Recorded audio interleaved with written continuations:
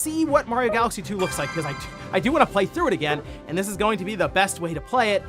But I don't really know if I want to spend $40 on it when I do have it on the way. It's a whole thing. We'll see as we get closer to its release, which is coming up pretty soon, October 2nd, and see if some of these enhancements do make it worth the money. Next up, let's talk about Sony and an apparent state of play that people are expecting to happen either this week or the following week, certainly ahead of Tokyo Game Show.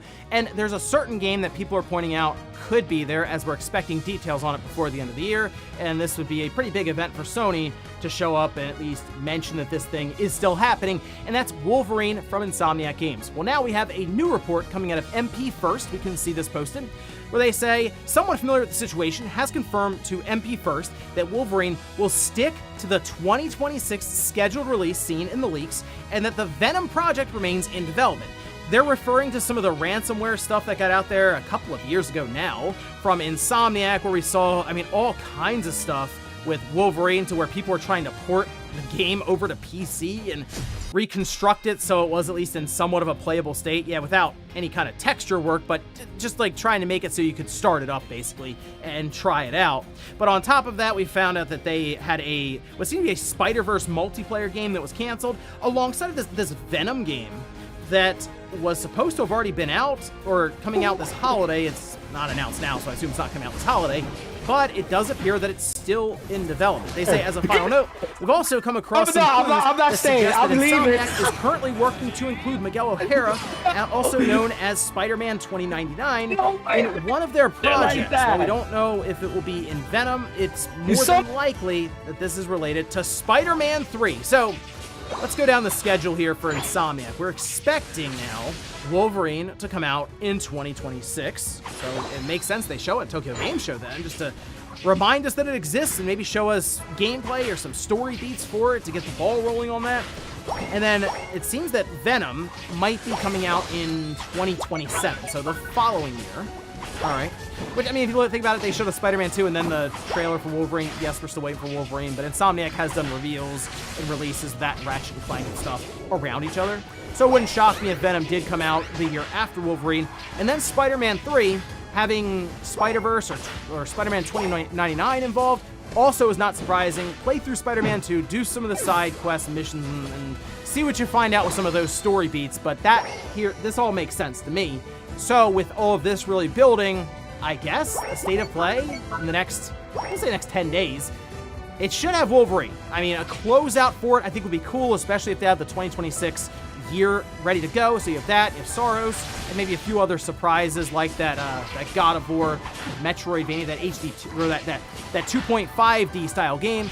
Sony could start building up a pretty good 2026, but they got to get it started here soon with that state of play, so we'll see if Wolverine's ready to make an appearance. Next up, let's talk about Sony, as they had an entire business presentation, this sort of a snapshot of the overall Sony corporation. This includes several sectors, and yes, gaming is part of that. So we can see this over on page 36, where they start talking about different gaming subsections with revenue coming in, and you can see this little chart they have kind of dividing it up.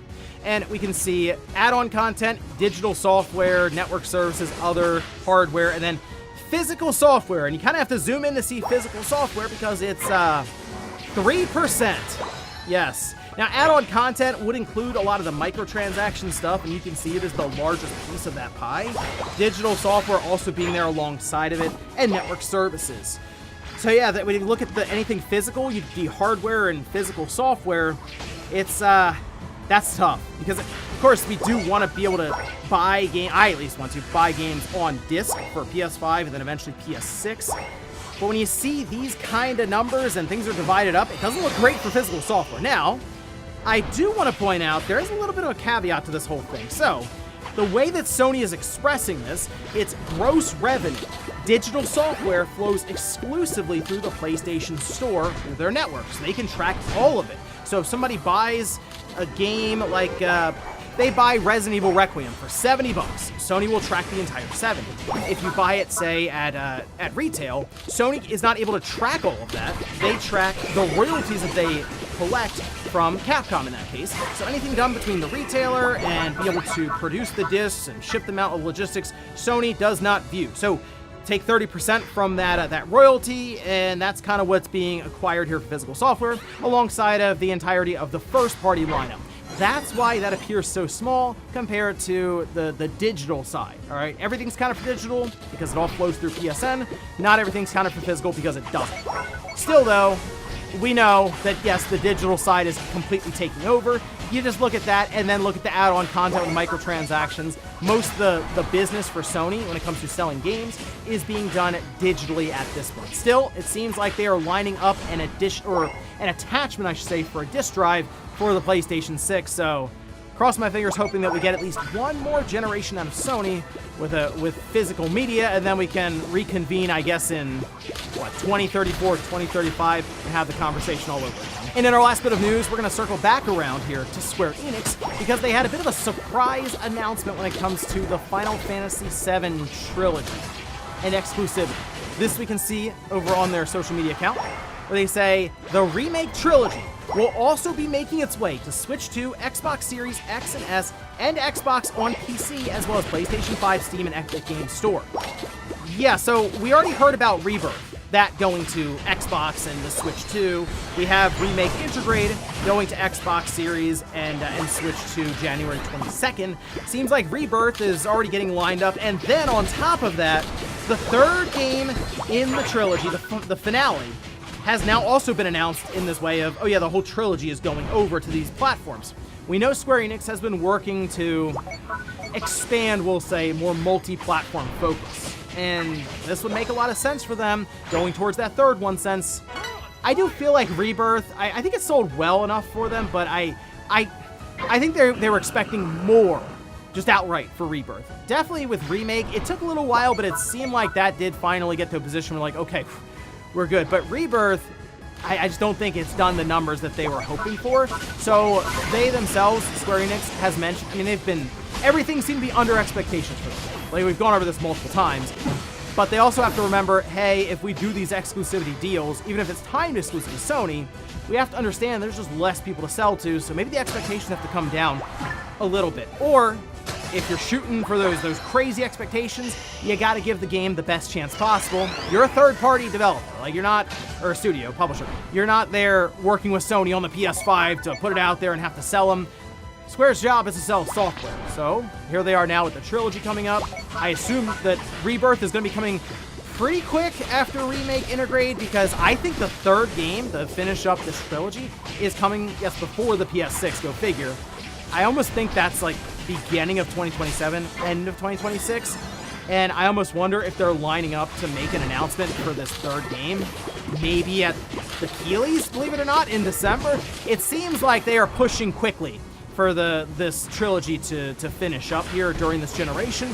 It wouldn't shock me if it was there. As they've already said, we're trying to figure out now where we're going to announce, or at least show the title for the last game in the trilogy, and everyone, of course, still trying to take a guess on that. So there we go. The trilogy for Final Fantasy VII, the remake trilogy, is on its way to just about every platform now as they make that push towards the third reveal. And before we go to the comment of the day, we'll take a look at the poll that I posted up yesterday, where I asked, have you played Super Mario Galaxy 2? 57% say no, 43% say yes. Interesting. Okay. Mario Galaxy 2 came out in 2010. That was sort of on like the... Eventually the Wii just fell off a cliff in terms of sales. I don't think it was right there. It was later on, I think, that year. Going into 2011, definitely. But it was in the back end of the Wii U's lifetime. Or the Wii's lifetime, going into the Wii U. And Mario Galaxy 2 is, people look at it as one of the greatest 3D platformers ever made, and it is absolutely top tier. So the fact that there are people, majority, have not played the game, and Nintendo bringing it up to the Switch 1 and the Switch 2, they're going to get people on this game. People are going to buy it. It's going to do well. We're going to hear about it in their sales report. Coming out October. We'll hear about that next year for the holiday season. It's just one of those things. Nintendo knows right now the market is just buying up all this stuff that they're putting out there. And yeah, they're testing the market with some of these prices. And we'll see how that goes for them throughout this generation, because it doesn't seem like a trend that's going to be slowing down anytime soon. And we'll finish up with the comment of the day, as you're seeing here. This is from Tuck, who says, Twilight Princess HD. People are still asking for it because we already have Wind Waker now through the GameCube, but I think people need to remember Nintendo might just drop Twilight Princess into the GameCube NSO, since it did come out on the GameCube. And it's a little different because it didn't use the motion controls. And I know Twilight Princess HD doesn't need it either, but that GameCube version is kind of interesting. And, like, you have a left-handed Link in that game, which on the Wii they made it right-handed because the majority of people are right-handed for motion controls. But I think it would be kind of cool if they just dropped it into the GameCube, just for that version itself being accessible. Although I get the HD version if people want that too. Maybe they should do a double pack: Wind Waker HD, Twilight Princess HD for $70. Or hey, I got $40 separately, just in case you want to buy one now and save for later. And ladies and gentlemen, that's going to do it here for Newswave. If you enjoyed this video, guys, hit that like button. If not, hit the dislike. Leave comments down below about everything we talked about here today. If you missed my Nintendo Direct wrap-up, I did an entire video going over all the announcements there in about 25 minutes. I'll leave that right up here in a card. Or maybe you wanted to see how the PlayStation Vita online store is doing in 2025. I checked that out over the weekend in a video, and I'll leave that right below. Thanks, guys, for watching, and I'll see you next time.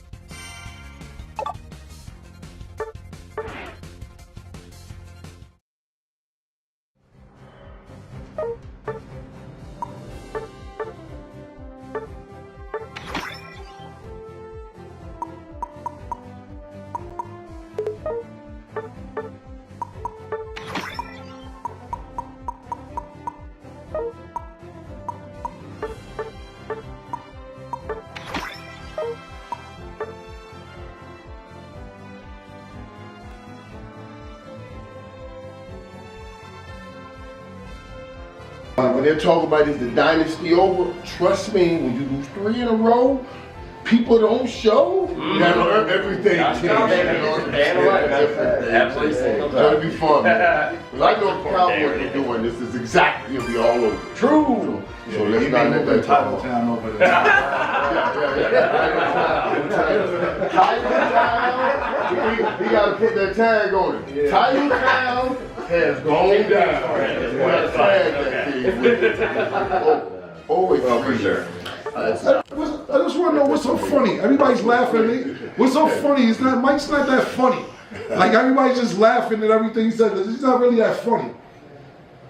He's a guest. It's kind of fun. Right.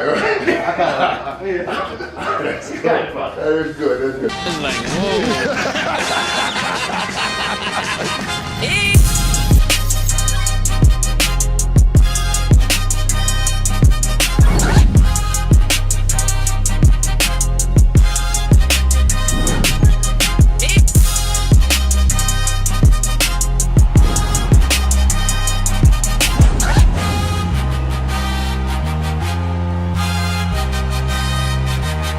It Is What It Is. This episode is sponsored by Underdog. The app is an easy way to make some cash just by making picks on your favorite players. Underdog is available in more than 30 states, including California, Texas, and Missouri, just to name a few. Underdog is dropping awesome promos all week long, so make sure y'all check the app to see what's next. If you're new, use code ITISWHATITIS when you sign up, play $5, and they'll drop $50 in bonus funds your way. I'm Treasure Wilson, aka Stat Baby, along with your host Cam. Mace will be here soon, and today we have our analyst Michael Irvin live in studio. Mike is in the studio? Yo, listen, man, I'm hyped to see my big brother Mike in the studio. I don't think Mike would have showed up if Russell Wilson would have finished the job. Because listen, we already see Mace's conveniently running late. Mike came in here high stepping.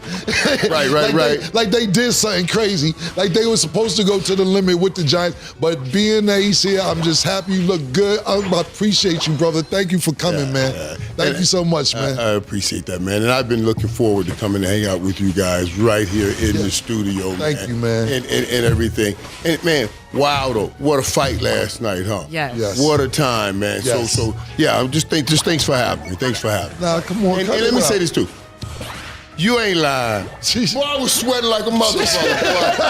I said, these jokers better not lose and I'm over here. And I got to walk in that studio. All them jokers ain't going to let up off this right here. You ain't never lied. I thought about that. Think about this, right? And I know we're going to get into it, right? We lose our quarterback, the Bengals, because I'm a Bengal fan. We lose our quarterback. And we end up with Brown and winning this game. And I'm saying to myself, cool. Pittsburgh lost. Chiefs lost. Right. You the only one in the state. You know what I'm saying? Because I was about to come here and start doing the gritty on y'all when I got here. I was about to get the gritty on all three of y'all. But Mike ended up pulling it off. Stat, I see this, conveniently the Steelers aren't up here today. I see that's not up on our topics, but we'll find time for it if need be.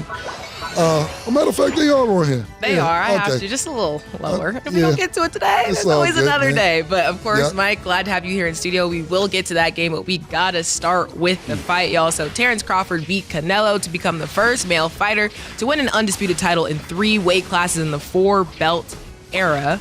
Mike, what did you think of the match? Were you there? What were your thoughts? I was absolutely right there. Partook in all the pre-game festivities, and Netflix did such a fabulous job. I mean, really, coming into sports and what they're doing now since they've gotten into sports. My guy over there, Brandon Riggs and Gabe, those guys are really doing a great job. But it was epic to be in there last night. It was epic. Everybody was in there. It was, and you could feel it. When they started the fight, and those guys were walking out, I promise you, I had cheer bumps all on my arm. Now, and I'm sitting there watching the fight. We're right in the front. I'm with Charlie Sheen. I got Jeremy Renner and Dave Spade, right? And we're looking around, and I took a pic and we posted it, and they were killing us in the comments, about what a group, Yeah. What a lineup, Quote. Line up. In quotations. Hey, they were killing us in the car. Right. But man, and even being around those dudes, because y'all say what you want, man. Sheen, I always saw as an OJ, well, a real one, Yeah, he could have been one of us. That's what I said.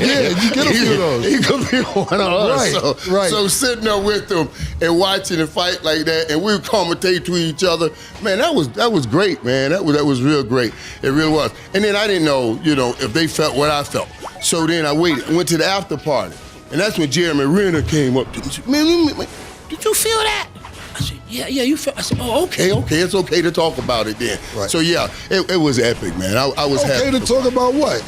What? The man thing. That I did feel. I didn't want, because I'm the only football player. Right. And these are all massive actors, so maybe they were doing the acting thing, but no, I it was a locker room thing for me. Right. But they came back and told me, yeah, that was locker room. Right. Like we should do it again, and so I hope we get a rematch out of this thing with Netflix. Yeah, do that man. again. But it was great. It was great for Crawford. Now, let me say this right quick. Let me tell you why it's a bud. All the champions that we know, we love, and that is epic, and has earned what Bud has earned. They get a higher loft. Mike Tyson is something different. Sugar Ray Leonard is something different. Bud Crawford, threw his name up here. Right. Threw his name up here with all of those guys. Now, that's his name. Now, his game. Mike Tyson gets up there because he's a vicious, rip your head off. Yeah. And everything, you know. Sugar Ray is sweet, but Bud is just a great dude, man. He gets up there and thank God and everything, and a good dude. So I hope he gets the credit he deserves when he doesn't have that kind of a game. Right. I mean, off the field, out the ring. Right. Because he has that kind of game in the ring. He's a bad man. Right. Bud kicked ass. Bud kicked ass from beginning to end. To be honest with you, I was a little bit pissed off at the judges, 2 of the judges' scorecards having a 115, 113, because that means you only had Bud winning by 2 rounds. And to me, it was a. I'm not gonna say he shut Canelo out. I'll give Canelo 3-4 rounds, but it shouldn't have been more than an 8-4 judges scorecard. And that's why I'm happy, because a lot of people saying he gonna have to knock him out because he can't win by decision because they're gonna cheat and give it to him. But he beat him so convincingly that they wasn't able to do that. That's first and foremost. That's what I will say. So congratulations to Bud. I was coming back from San Diego. I'm pissed off. Mike has hit me like, yo, where you at? I'm stuck on I-5. I see half the phone. I have to fight on my phone. The other half in my house. They want to see gruesome fight. You know, the casual boxing fan didn't understand the technical beauty of what happened last night from Terrence Crawford. They be like, yo, what happened this, that, and the third? You got to realize what you said. Bud doesn't care about having a personality or out the camera. He doesn't care about being in New York. He doesn't care about being in Los Angeles. He cares about Omaha, Nebraska, and he's a fighter. One person that happened to, and I related to, but it kind of reversed for Marshawn Lynch, to where he became a personality for not wanting to be a personality. I'm only here so I don't get fined. And that became a larger-than-life personality. But Bud is like, listen, I'm here to be a fighter. I don't give a fuck what y'all talking about. And he gave a beautiful boxing exhibition last night. Moving up 3 weight classes. A lot of people will say 2. He only had 1 fight at 154. He's fighting 147 for years before that. So I'm saying he moved up 3 weight classes and put on a beautiful fight. Even when he wanted to get in the phone booth with Canelo, he'll get in there 20, 30 seconds and get out. Take 2, 3 rounds off box, get in there 20, 30 seconds and out. And last round they gave a little bit of more, you know, what the people wanted. But if you ask me, and I seen him talking, and I have no proof of this, but I seen him talking. He talked to Floyd Mayweather. Anybody who talks to Floyd Mayweather ends up winning the fight. I don't think it's more brilliant boxing mind in boxing ever than Floyd Mayweather. I'm not just talking about in the ring. I'm talking about things leading up to the fight. All the way around. All the way around. His whole business of boxing. Floyd will never say this, and I can't say it, he's right or wrong. He's the one who said, yo, Ryan, come in 3 pounds overweight. Against that nigga Devin Haney, nigga. Come in 3 pounds overweight. Yo, Tank, when you fight Ryan, put the rehydration clause in there. He can't gain weight next day. Make sure he stays at the 140 mark, so therefore he can't come in weighing 165. His boxing IQ outside of the ring leading up to fight is just tremendous. I speak to Floyd from time to time. He said, Cam, man, listen, man, everybody want to take my way now. When I was telling niggas to go, I forget the phrase, but the Olympic-style drug testing, nobody wanted to do it, but Floyd was real adamant. They do it now, but even the Pacquiao fight, that fight took so long because Pacquiao didn't want to take the Olympic-style drug testing. And Floyd was like, if you're not cheating, why don't you want to take the Olympic-style drug test? They do it now, but I just think that his IQ is bigger than anybody in boxing. And to have Terrence Crawford, to have that friend before this fight, when the only person who made Canelo look this bad from a boxing exhibition is Floyd Mayweather, even though Canelo was younger. But to me, he made Canelo look stupid. I'm talking about Floyd Mayweather. If you go back and watch that Floyd fight, it wasn't even close. It was a shutout. And the reason why the people say that Terrence Crawford had to win that by knockout, even though he didn't, is that one judge, when Canelo fought Floyd, had Canelo winning the fight. was just fucking ridiculous. He's like, the boy whipped the man from 1 to 12. You want to give him 2-3 rounds, fine. But for him that you have Canelo winning that fight, absolutely ridiculous. But shout out to Bud Crawford. Congratulations. Very big class act on Canelo's part and Terrence Crawford part after the fight, being there was so much turbulence leading up to the fight. Look who showed up. Amazing. Ladies in the building. Been a rough morning, man. Been a rough morning, man. Mike, it's been a rough morning, man. Come on, don't worry, it's gonna be okay. We gonna get through this, baby. Hey, my God.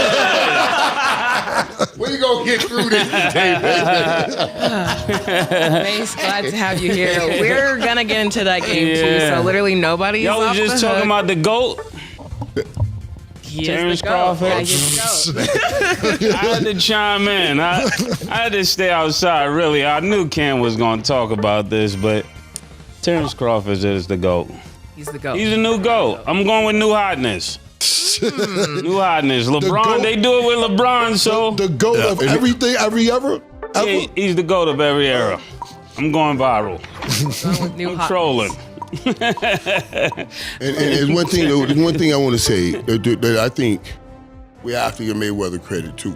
That I think is his biggest. Wait. He's not the GOAT? No. You're right. No. What he did, that's what I was talking about earlier. What he just did was put himself in that up there with how we see the Alis and the Mike Tysons. But he was talking about the brilliance of Mayweather.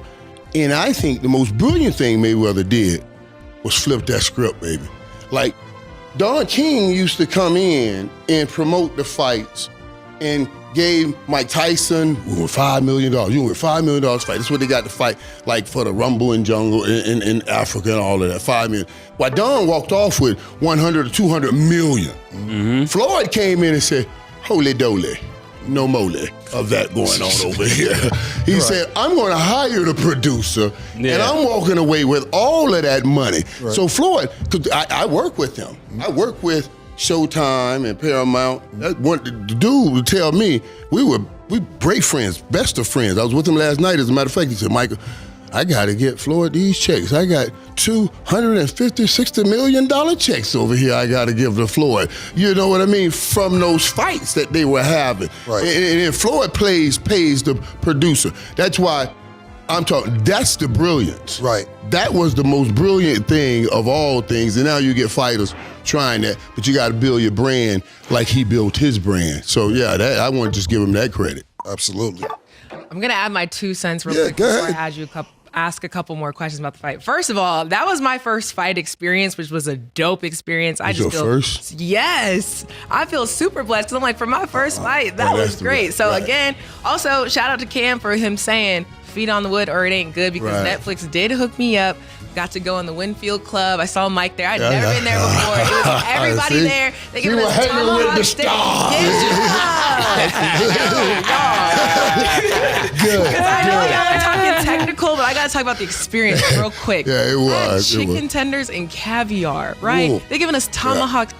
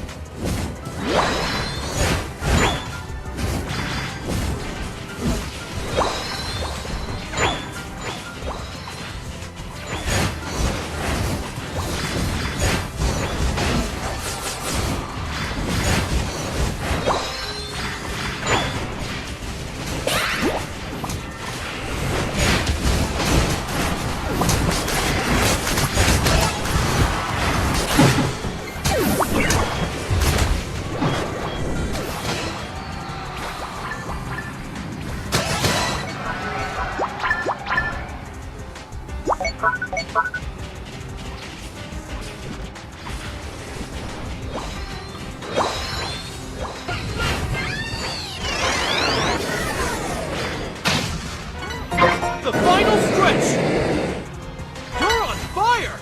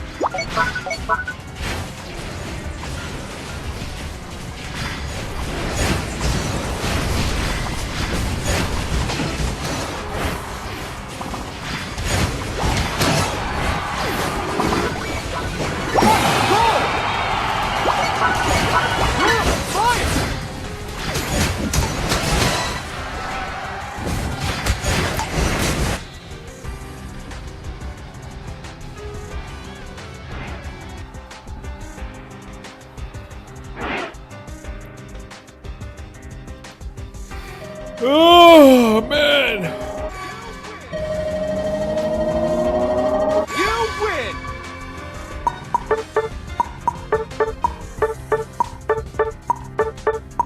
Yo, what's up, Snake? Oh, thank you. I forgot about that. That was a good one. Hey, before you start the next game, let me do something really quick, dude. But thank you very much again.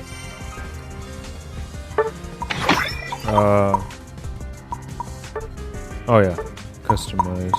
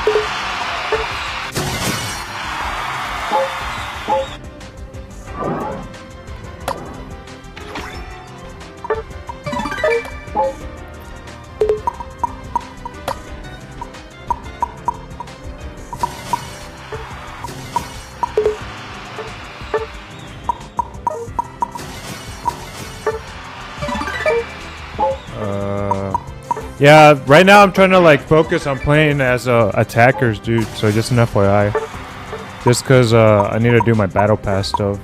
I have to play 3 more games, and then once I'm done with that, I could play like any other role that isn't an attacker.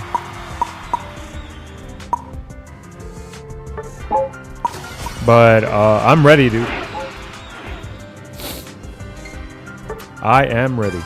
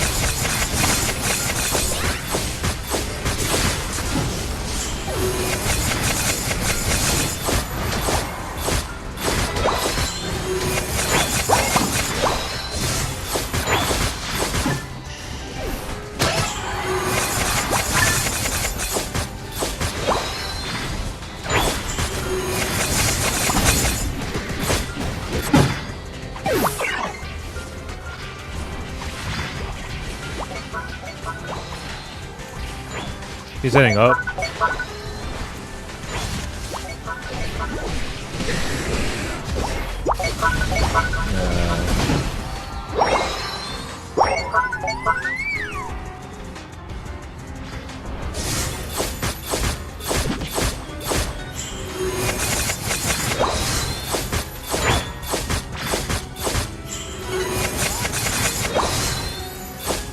You're on fire!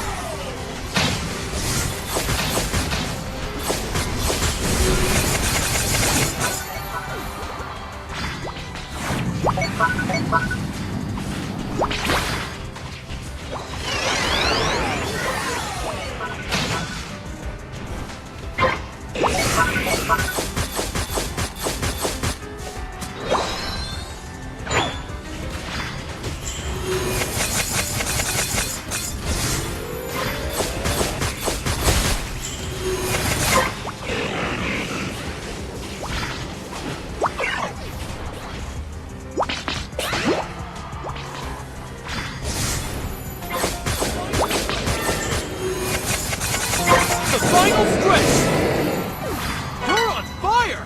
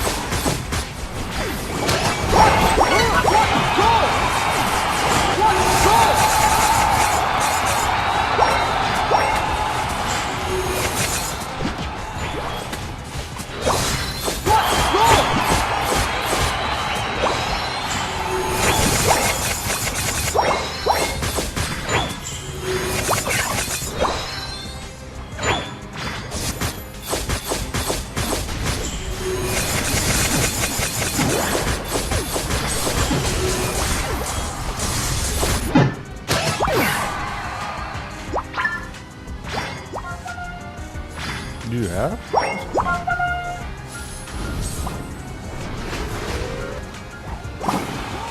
Nice.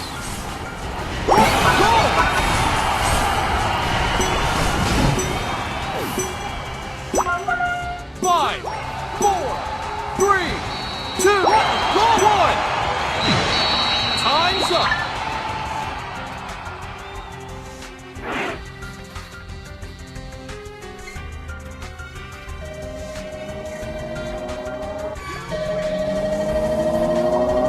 You win.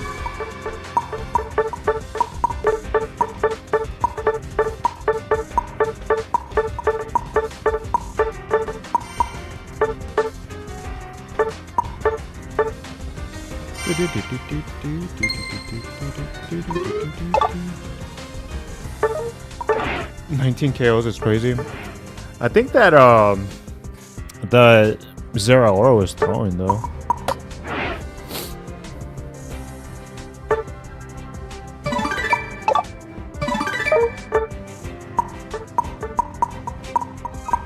In my opinion.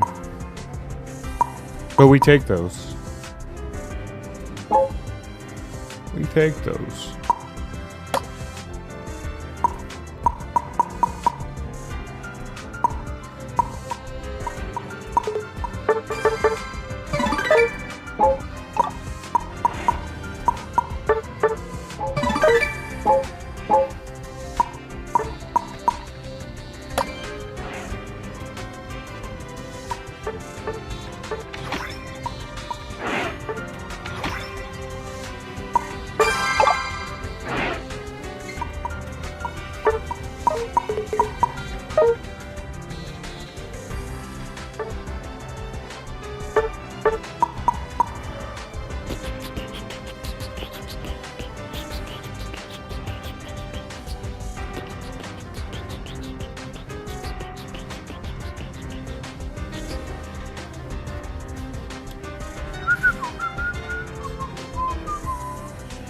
Oh man.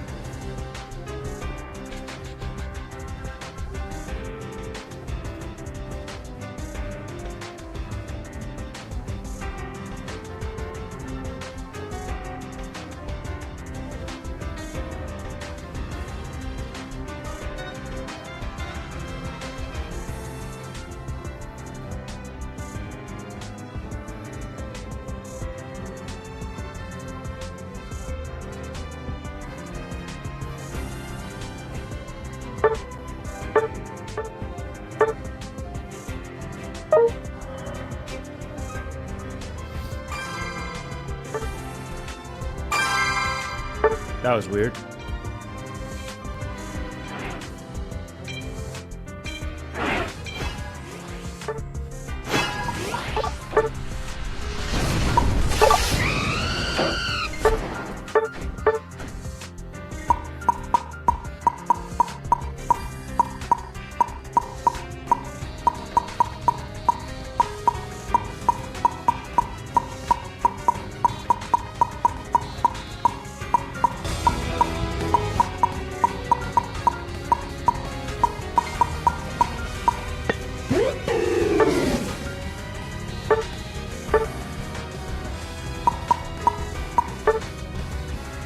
Steak. We have a sweet section watching the fight. Then I can go closer on the floor to watch the fight. That was crazy. That was great. It was super fire. They're doing a great job. There. Netflix, you're right. You give them some fire shout on out that. Netflix. And the energy They're was doing it. literally insane. It was crazy. It was a lot of Learn. people, of course. So it was really dope to see. Getting better over the years, man. I taught you well, man. I taught you well. Standard. Yeah, that's You can't go exactly any the other way. standard. You can't go any other way. Exactly. You can't go backwards now. You cannot. Okay. Wait. All this is great. Is Terrence Crawford not the GOAT? He is. He is the He GOAT. is. Yeah. He is. All right. And I'm he just made making that sure. statement last night. And that's what we were talking about, Mace. You made this. He made the statement in the ring. And because, think about this. I was with Evander Holyfield last night, and they're doing, a documentary on him. And Evander was a bad man. A bad man. But he's a quiet champion, good champion. God bless you when he gets up there. And Terrence Crawford is that same champion. God bless you. Thank you for the fight and everything. And I just think, when Mike Tyson want to rip your head off and everything, well, that's easy to promote that. Yeah. They all want to say, whoa, that's a black man. Rip your head off. He's a crazy man. You want to promote that. But that good, quiet Christian brother is not the thing they promote. Right. You understand what I'm saying? It's not the thing they go big.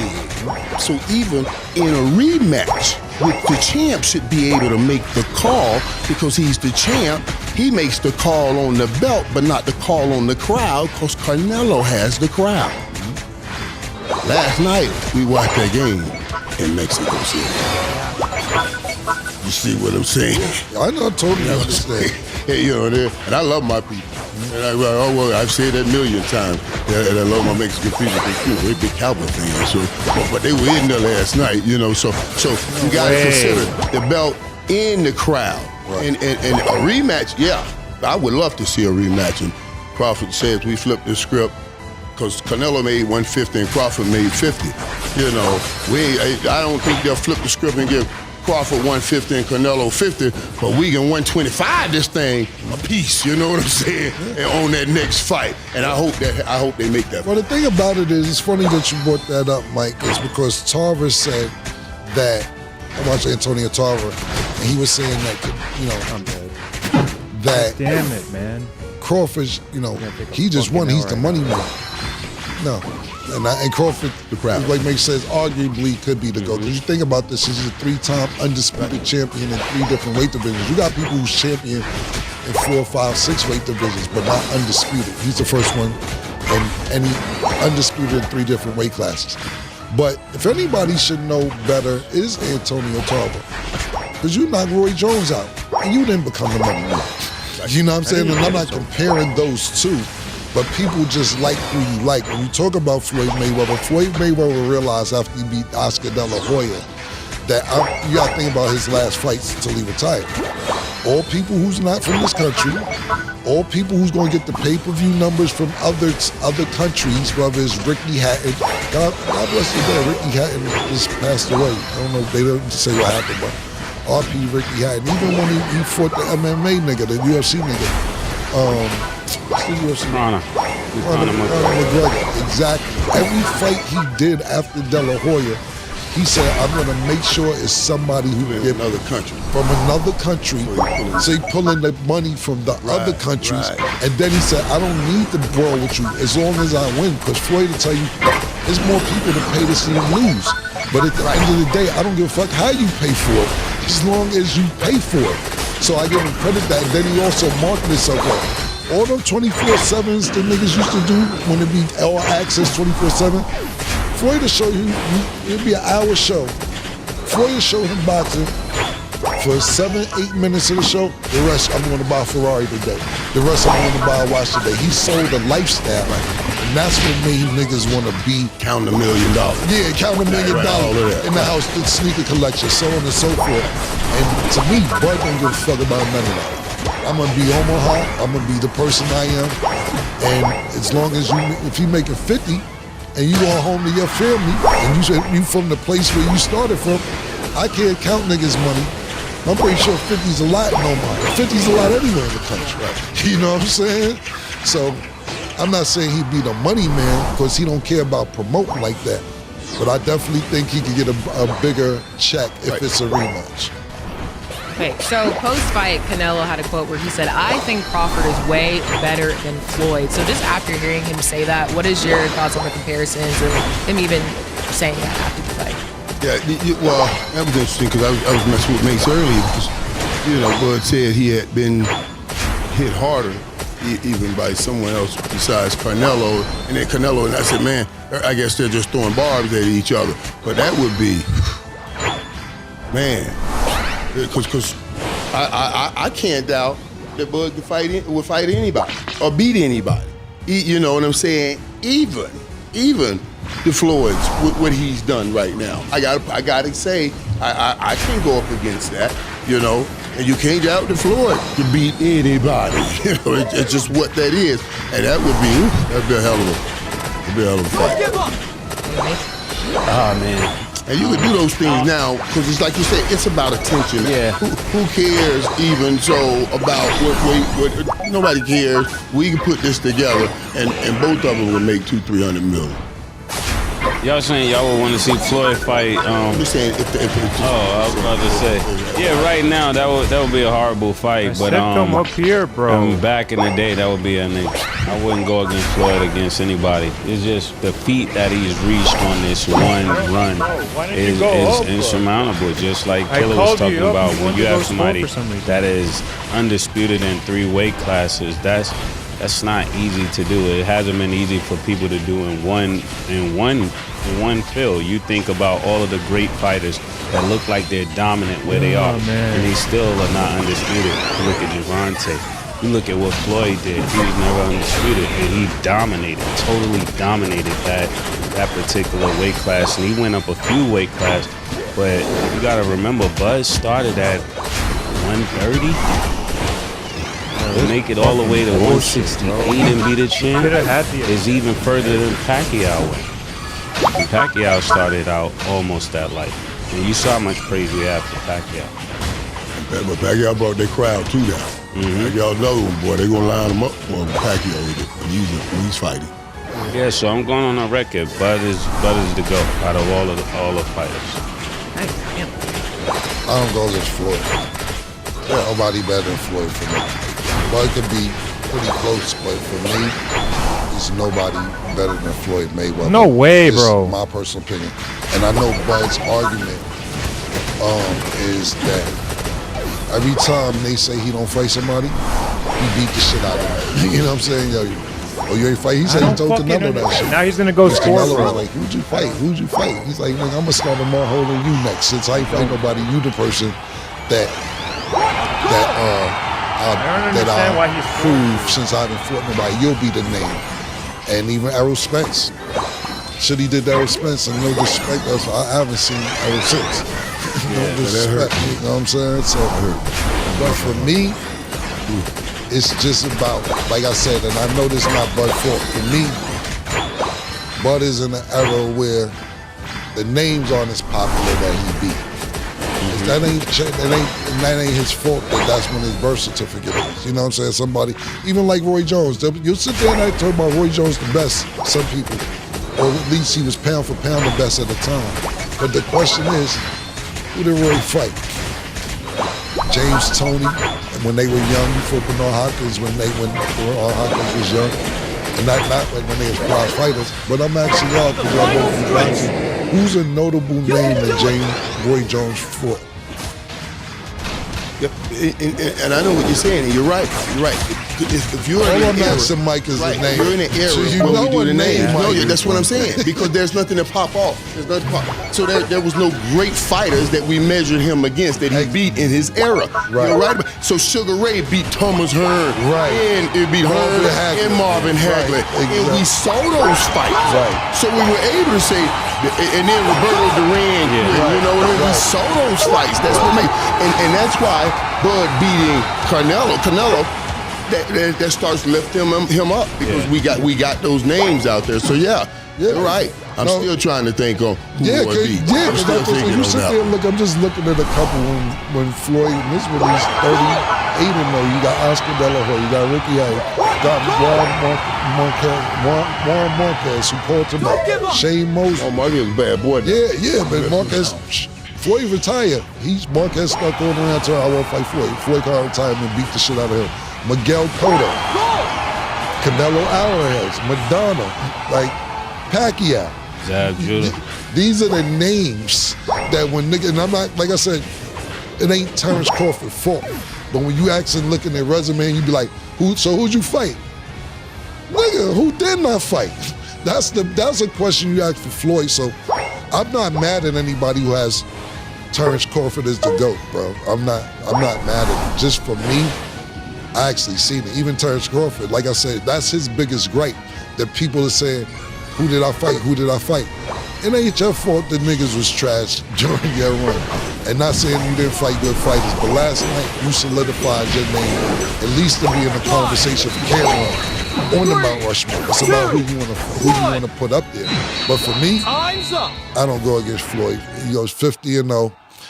Didn't duck nobody. Not only that, if you really want to look at it, you can look at Mayweather as like a Steph Curry. When you say change the game, niggas wasn't trying to get all this money. You know, all these fighters don't fight each other no more. All the good fighters that's good, they don't fight each other because they don't want to lose, because Floyd ain't lose. They don't want no O on their record. Once you get an O on your record, you can't do what Floyd did.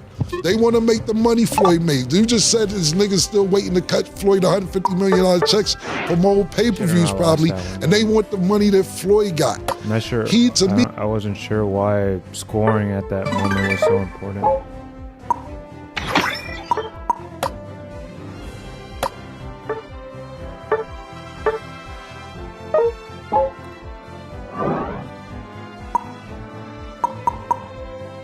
Could have had the objective. We could have killed the talent from him, for sure. I can't kill talent playing by myself. I don't get it. We would have been having the objective. Then we could have pushed the score. There were better options than that at that moment.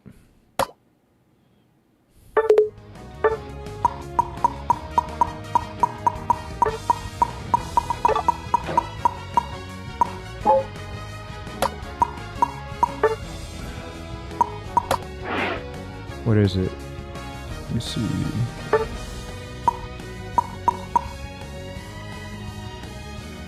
Okay, there's an attacker.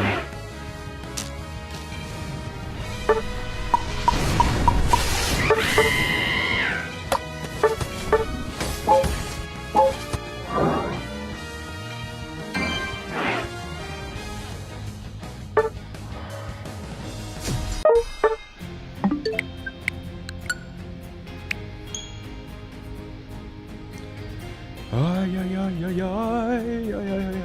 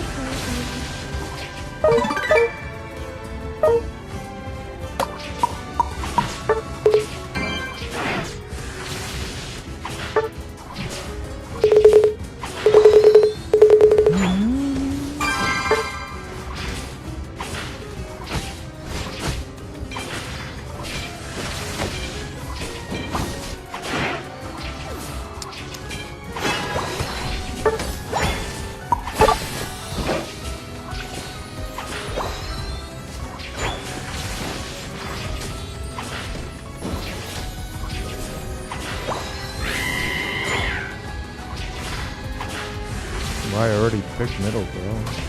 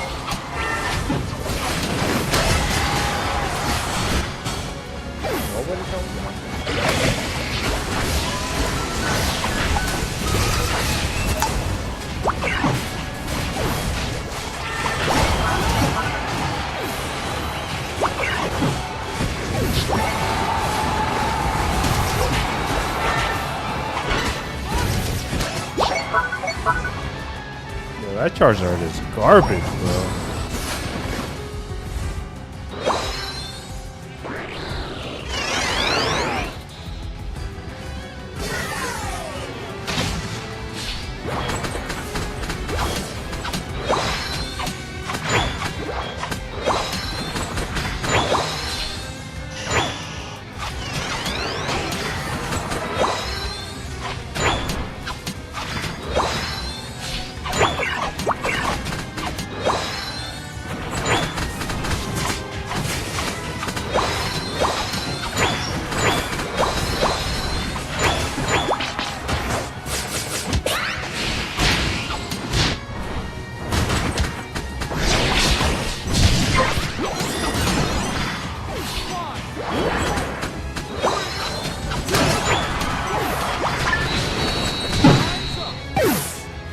I swear to God, bro. The final goal!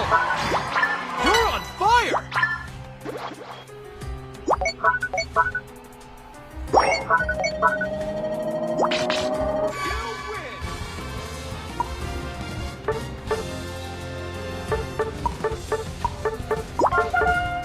They're starting at bot Azumarill.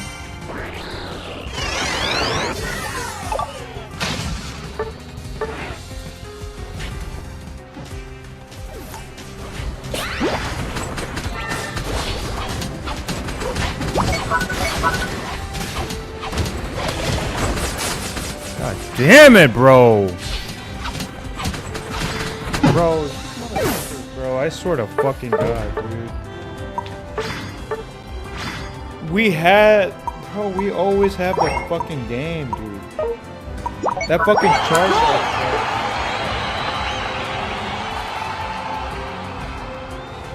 Oh, that was the worst Charizard I've ever seen, dude. Bro had only 2 kills, bro.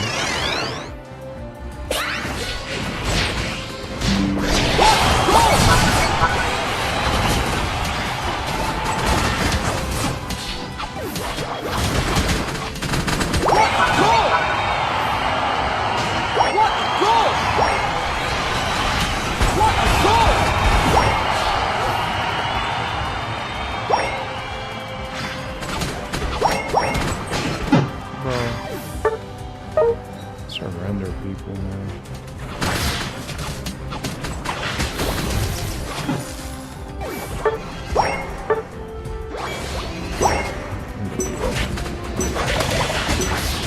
Five, 4, 3, 2, 1. Time's up.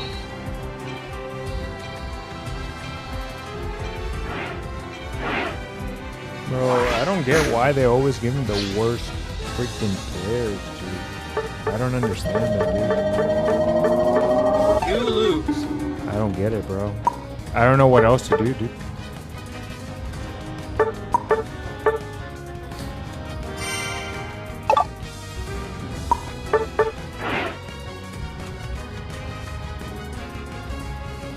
I don't get it.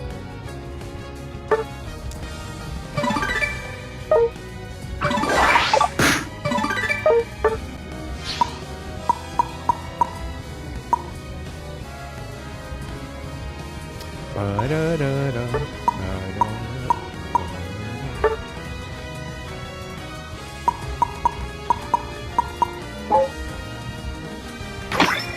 don't get it. I don't get it, man. You can't make this up.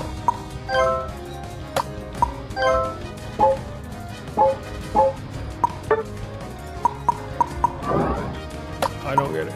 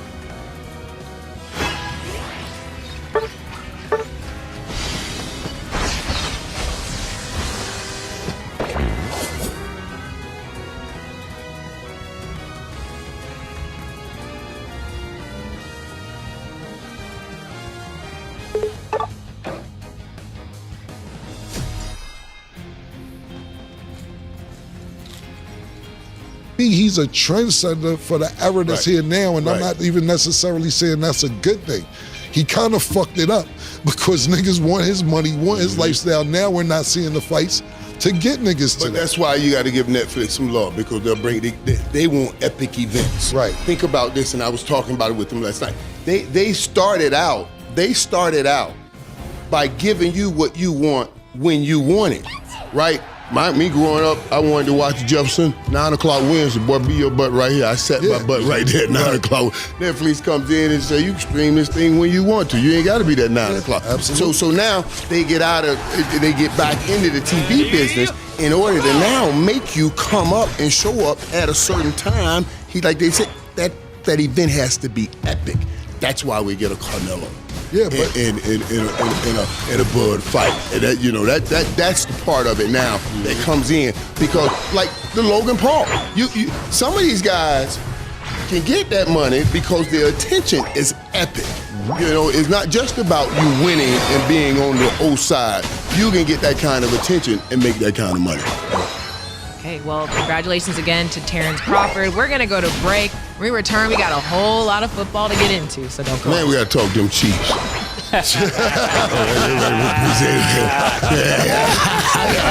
them Chiefs, boy. Talk about somebody getting knocked out. Okay.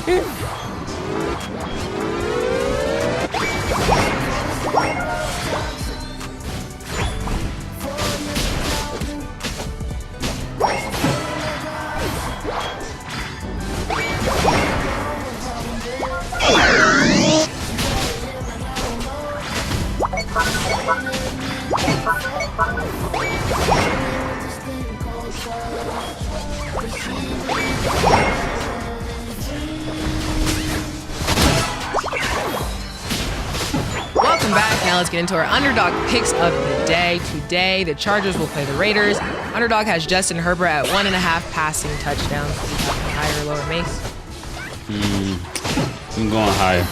Cam. Yeah, niggas try to bring up Justin Herbert last week. Niggas act like I said F they moms. Yo, Justin Herbert, you bugging, kid? So that kid is good when he's healthy, man. I'm going higher, man.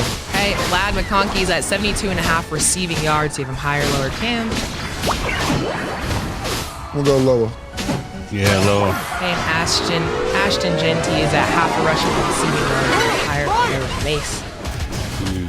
It's one of those things, when underdog does this, they know something. So I'm gonna go higher. Okay, Cam. What is it? Ashton Genty's at half a rushing and A receiving. half a yard is crazy. You look good last week. Go higher. Okay, make sure y'all download the Underdog app and you can make your picks too. It's time to talk about the Chiefs. They're 0-2 for the first time in the Patrick Mahomes era after losing 20-17 to the Eagles. Mike, what went wrong for the Chiefs? And for a lot of years, we've been talking about the Chiefs and what they're losing, and they're not replenishing these areas. You know, they won without Tyreek Hill. They won without Tyreek Hill. Don't think this is going to just keep happening, right? And now teams are catching up with them. And I'm telling you, I watched this game, and you know, I love Travis Kelce. And I saw him on the sideline at one point. It was frustrating. Everybody was frustrated because everybody's talking. I saw him, and I read his lips. He threw something. He said, "I'm tired of this shit." I read his lips. And I said, I remember saying that when I really felt the dynasty slipping away. You know what I'm saying? Because you feel you're trying to hold it together. And everybody here don't have the same grip that you have on it because they hadn't been here the whole while. Some of these guys are just getting here. They don't understand the standard. And you're watching this, you're watching all your hard work go down the drain. Now, this is, before it's a talent thing.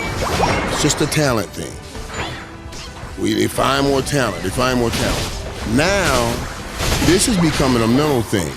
When you lose your last three, and the Chiefs have lost their last three, and remember now, they came out of losing the Super Bowl the way they lost the Super Bowl, saying this ain't gonna happen again. So you know, they went in all season saying, put our foot down, this ain't gonna happen again, we're gonna make it right. And then you start out 0-2. So yeah, this is more mental than anything. You know, they get the Giants this week. And you know, the Giants, well, the Giants get anywhere close to them, though. Listen, if the Giants beat them after the Cowboys beat the Giants, I will be just, Mace, you wouldn't even allow me to come over. I almost lost to the Giants yesterday, man. I ain't got nothing to do with that. That's what I'm saying. But if they lose to the Giants, we beat them. We beat them. In the end, all it's going to say is win. That's what it's going to say in the end. That's what it says win. And that's what we got today. I know y'all ain't trying to tie. They're 0-3. 0-3 in the last three. That's what we are right now. We'll get to the Cowboys who won in 0-3. But we'll get to the 0-3s.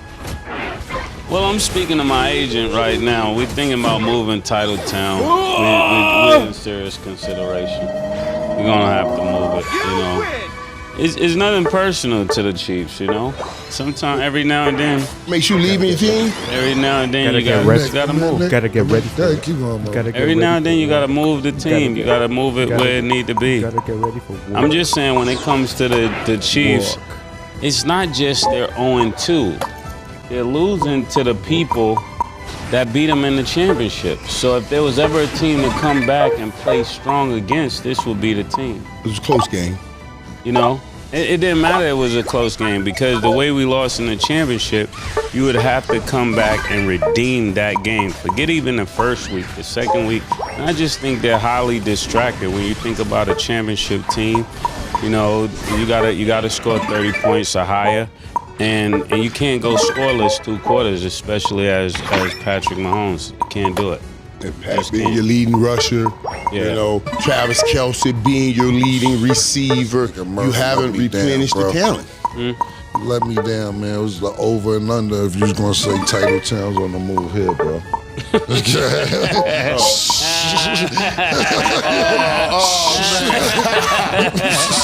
Boy, fuck the bet. I said, What was the parlay? that you would say Towns on the roof. First of all, the YouTube streets, they honor you. They said That way every time I play, I title can town is 2-0 every show. That you're gonna use the word title town. And Nick said, give me the one on the if you guys is on the move. So I'm just letting you know in the comments, there's all type of title town bets that you're gonna use it at least once or twice on the YouTube streets. And Nick took the bet with me. I said he ain't gonna do it, man.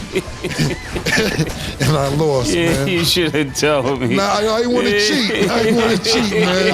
I was trying to call your phone, but you wasn't picking up, man. I paid Nick on camera, so you ain't have to say I had to pay him later. My bad, man. Go ahead. Yeah, Title Town got to be on the move. We can't be a team, organization that's biased. You know, the rules go for everybody. So just so people know, no matter where you are, is subjective. You know.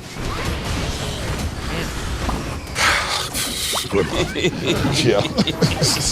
See, I got to do it this 5 days a week, Mike.